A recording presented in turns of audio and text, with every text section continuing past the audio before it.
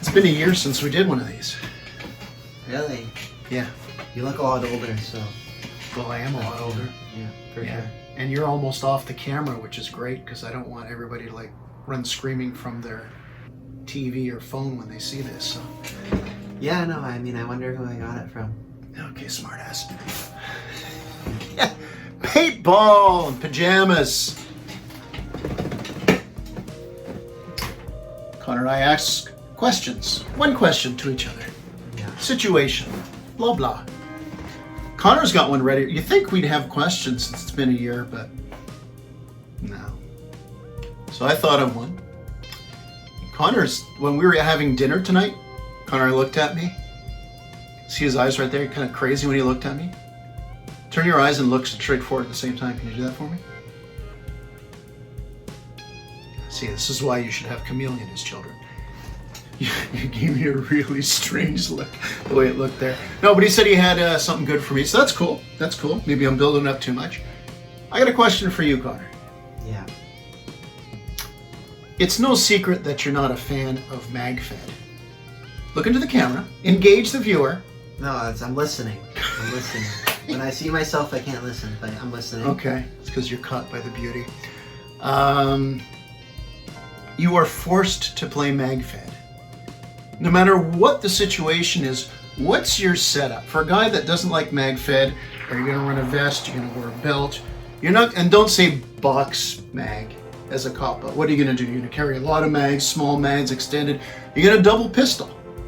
What do you think? If you had to play, whether it's a game or a day of MagFed, what would your setup be?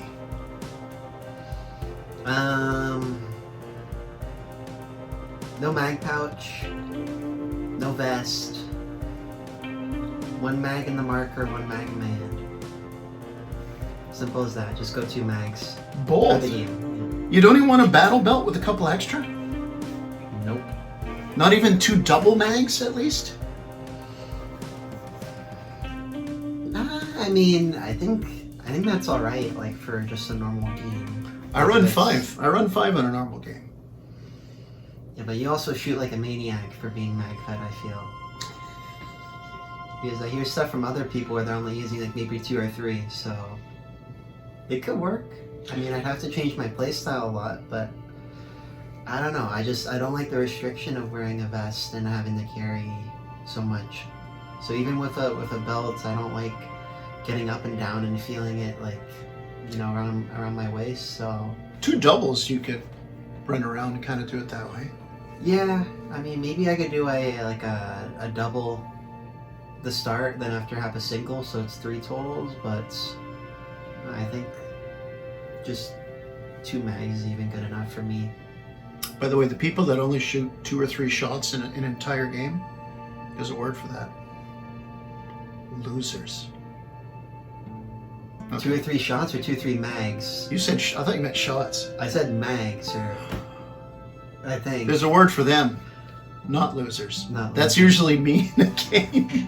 What happened to shooting 5 mags normally? No, I'll carry 5 down. mags. It's I'll going carry down. 5 mags.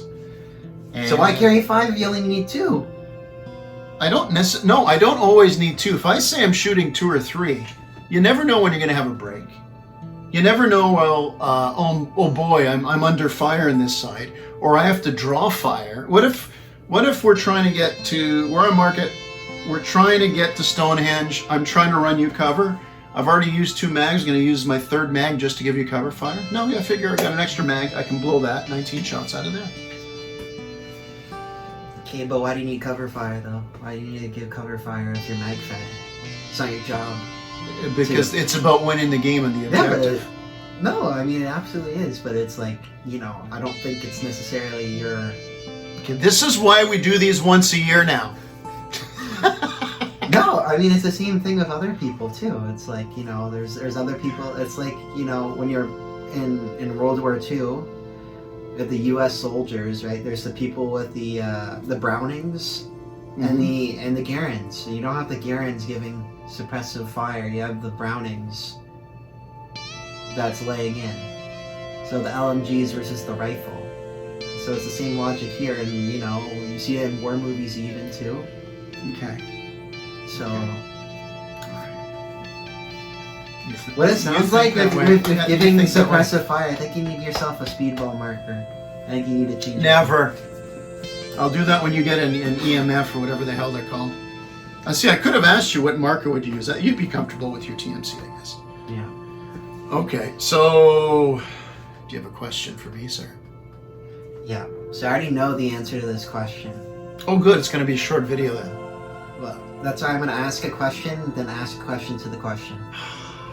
So Again, why we do these once a year. We're going to record another one tomorrow. Possibly after this. We'll have to change shirts, though. You'll wear my shirt, I'll wear your shirt. Yeah. So It's doable. when I used to play a long time ago on Xbox, I had a friend. Mhm. She did rock climbing. And me and my two friends would always like make fun of her Okay. for it. It's like, why do you do it? It's like, I love it. It's my favorite sport. I'm like, your favorite what? My favorite sport. It's like, you sure it's a sport? So I have a question for you. I think I already know your answer. Mm-hmm. But whenever I explain, like, people ask me, it's like, oh, Connor, do you play any sports or whatever? I'm like, sort of. So I have a question. If I think I know the answer, like I said. No, he Is thinks he knows the paintball, answer. do you consider paintball a sport? And if so, yes or no? Like, what do you do to explain to people that it is or isn't? It's a hobby. I call it a hobby. There is an exercise factor to it. See, I think different people, the reason why I say hobby is I do consider it a sport, but some people consider a sport to be like just competitive sports, as they call it.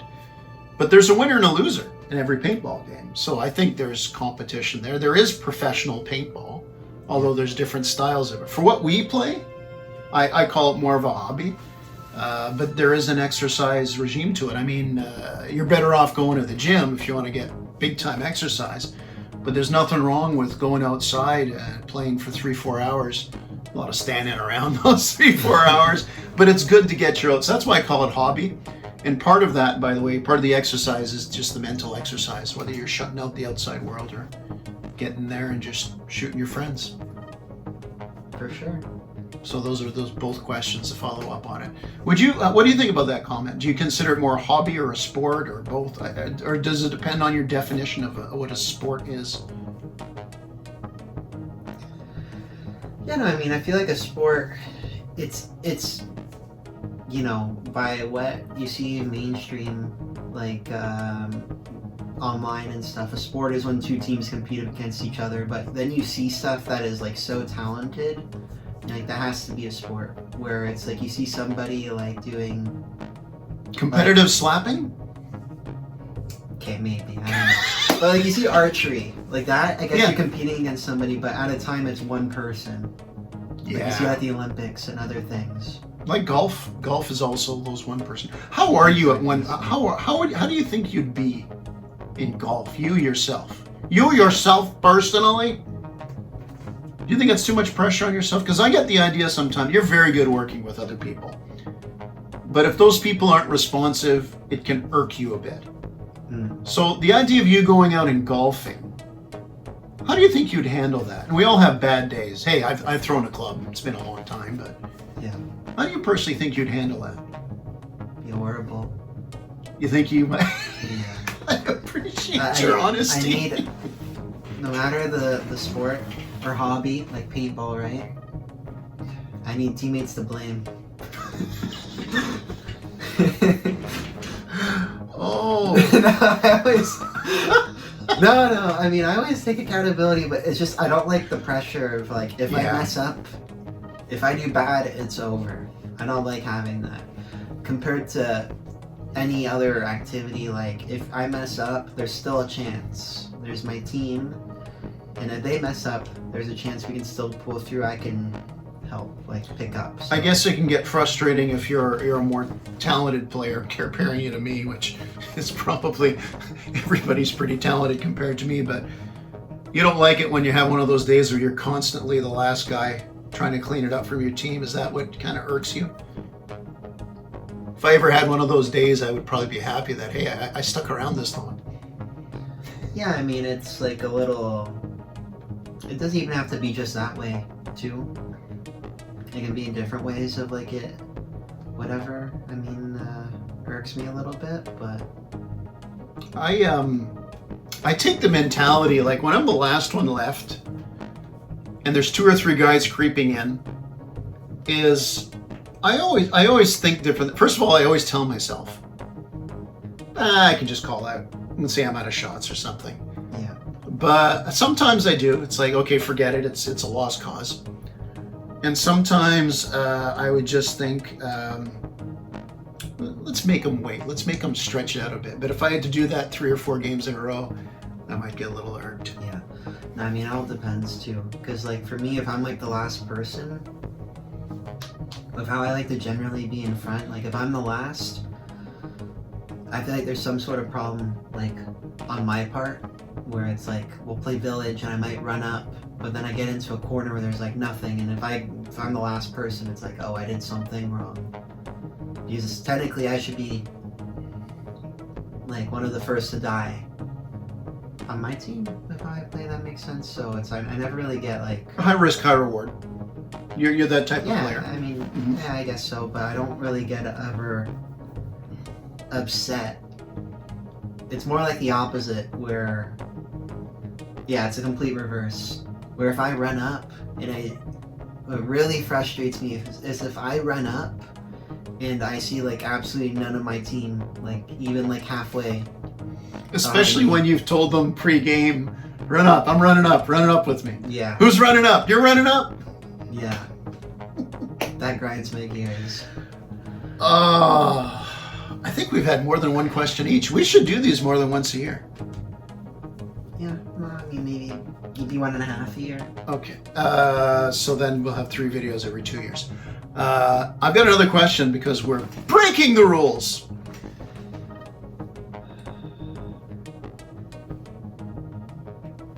How important do you think surprising the enemy? The thing about us playing together, and I know a lot of people that watch our videos, they have their own setup wherever they play. You know, there's some guys, they just play big games all the time, so they don't even understand too much about us going out every second weekend with walk-ons, the same guys. I think we get bored, and I like mixing it up.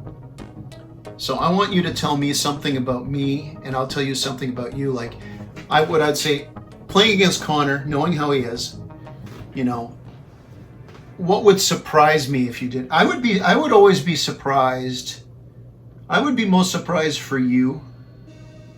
And we're not talking about, first of all, if you came out mag-fed, is how we started off the question. I've seen you play lots of different styles, but I think personally playing against you, something that I don't see you do a lot, which surprises me, and at the same time it scares the hell out of me when it happens, is when you stay at spawn and you're quiet. Like if a game goes 5 or 6 minutes long, and I've kind of seen you, but I haven't heard you. I haven't seen you run to the spots where I know you haven't wiped anybody. And every once in a while we'll have a game like this, and I'll hear, who's left? Connor's left. Where is he? He's at spawn. That to me is something like weird. I don't know how good of a conversation piece that is. How about you with me? And I've done some crazy things over the years. What's something that would surprise you if I did? If I did it. This is actually how this series was supposed to be, like asking out of the blue. We're asking far too good questions now. See, we waited. Every year we'll have a good question. That's what I'm saying. If you consider our initial questions good. I bought you time there to think. If all of a sudden something happened, what would you be shocked I was doing? Team deathmatch. Honestly, it's gonna embarrass me. Maybe if I talk more about nothing, because sometimes I see you do really, really stupid stuff. Like I'll see like where you're at a barrier and you don't like your position, like you feel like you have to retreat, and so what you do to retreat is you like turn around, like crouching, and you start to stand up with your back towards them and kind of like walk into a run. And it's like, I'm like, dude, like, how are you not dying? I feel like whenever I have to run back, I'm like, barely making it back. It's like, how are you? Whatever. And then I see you cross the field sometimes where it's like you can get shot from this many angles. You're just hyper fixated on one way. It's like no, like everywhere. That's why I know it's good too because like I like the fact that nothing surprises me. It just shows like how unpredictable you can be at times. I don't know whether that's genius or stupidity, but I don't know what I'm doing. This is if I'm behind a barrier that's shaped like Andrew right now, and there's a lot of heat, this is what I'll do.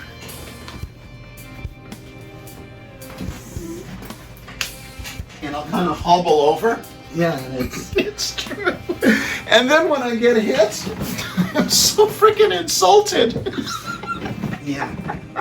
I've had times too where I just see you and I'm like on the other team and I'm just like I can't shoot him. I think about that as I get older. It's like, when are the guys just going to feel sorry when they go around the corner and they see me there and just miss on purpose? Apparently it's already happening. All right. Okay, a legitimate thing surprised me though, like okay. is like you like using like I don't know, like not your usual setup, like one day like you come out you borrowed like Mikey's like one of his fancy speedball markers, toys, or Mike or Nick with their automatics, because I can never see you playing that. I always see you kind of being like very like calculated, like even in the D-Day video for the first part. I haven't watched the second part yet, but in the first part you like pop down at the flag and you're shooting like it's like, with how old you are, you remind me of like Ocelot from Metal Gear Solid, which is the guy who just uses a revolver. Like I feel like you just use like a honorable weapon. That's the best thing anybody's told me in paintball for a while. I have this strange code of honor. Yeah, and so I could never see you like I'd be surprised if I see you like with anything other than a TMC, honestly. Mike didn't. I was wearing my baseball hat backwards and my Nightmare Paintball shirt the other day. And all different colors. Yeah, all different colors. Well, yes, of course. And Mike just barely recognized me. He says, it took me a while to realize it was you. Well, that's it for Paintball and Pajamas. And we'll see you next in 2026.